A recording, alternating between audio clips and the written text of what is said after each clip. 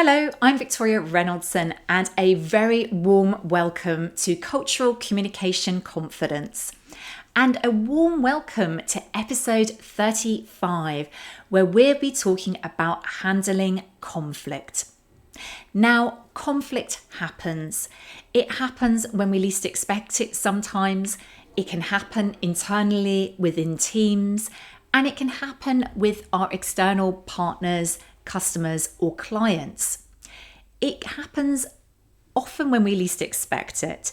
And of course, we need to be able to have the emotional intelligence and the cultural intelligence to handle this and find a way through professionally when we're communicating to find the solution. So today's episode is really going to be focused around this topic, this theme, and helping you to explore different approaches to understand the conflict and then find the solutions. So to start off with, let's ask this question: why does conflict happen? Now, I know that when I speak to my clients or answer questions from others, there are many different factors that can cause an internal or external conflict. It could actually be down to personality conflict or clash. It could be about a clash of agendas or objectives. But it also can be about a misunderstanding or a miscommunication. And this last one I'm particularly interested in because it can create huge conflicts, but actually is easily solved if people take time to pause and understand. Part of that misunderstanding or miscommunication can be driven through cultural understanding or lack of cultural understanding. As you know, because if you've been following this episode or this podcast for a while, I'm particularly interested in the cultural aspects of communication. And cultural values are a great way to give us the language, the vocabulary to talk about these cultural similarities and differences. And in fact, when somebody comes to me with a conflict problem that they're experiencing, we start by looking at cultural values and seeing if that gives us any insight as to what is going on in the situation. Now, the cultural values map that I use includes 10 sets of cultural values, which are spectrums. And of course, we won't have time to go through all of these here today. However, I would like to share a few of these here, which I think are particularly relevant for conflict and might give you some ideas if you are experiencing your own situations with conflict right now. So the first cultural value spectrum I want to talk about is cooperative cultures versus competitive cultures. So cooperative cultures are very focused on building trust through the relationship. People in these types of cultures are very focused on how they get to know you, taking the time to build the relationships before getting down to business. And team harmony is incredibly important. When you think about examples of countries, then some of the countries in the Nordics, for example, are very typical of cooperative cultures. At the other end of the spectrum, you have competitive cultures, which are typical in places like the US and other Anglo cultures.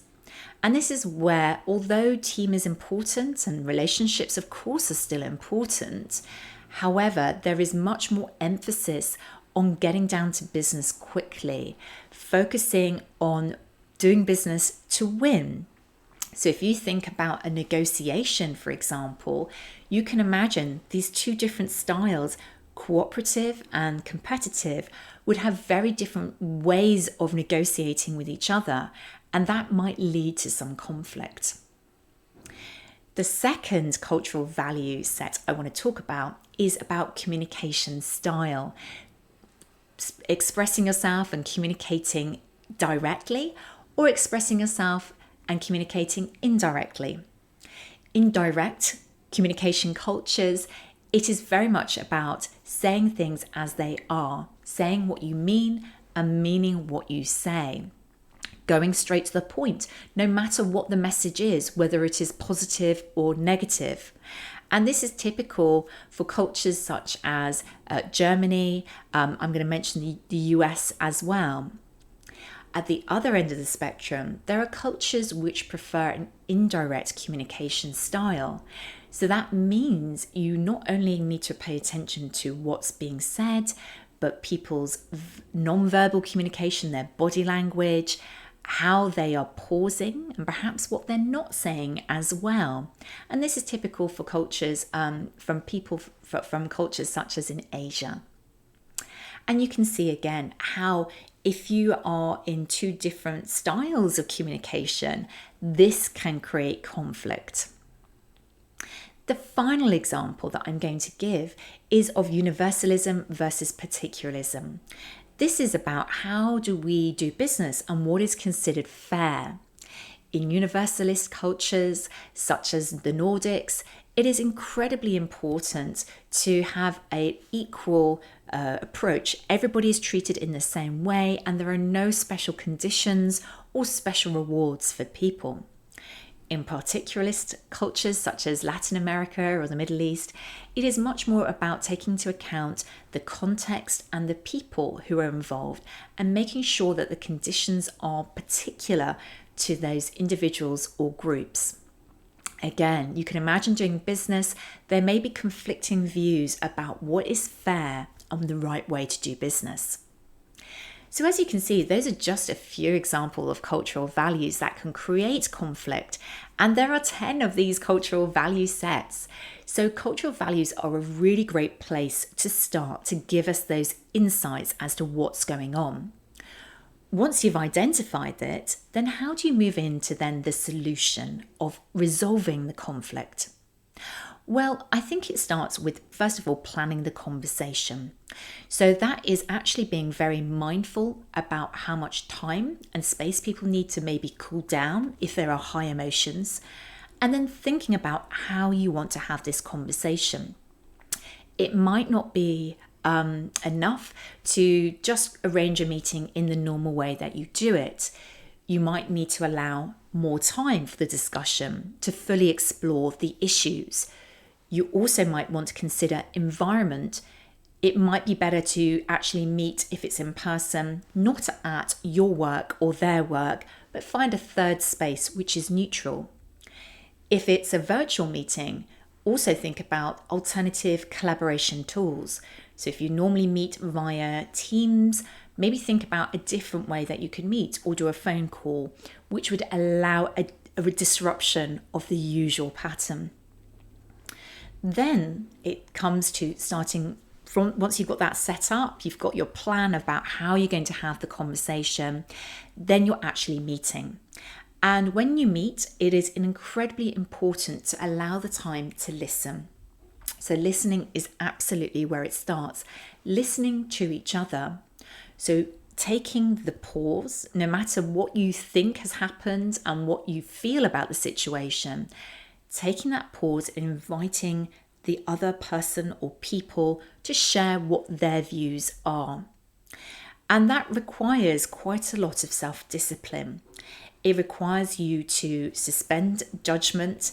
It requires you to really listen, not only with your ears, but also with your eyes, and to pause again to check that they've expressed fully what they want to say and check in that you've understood.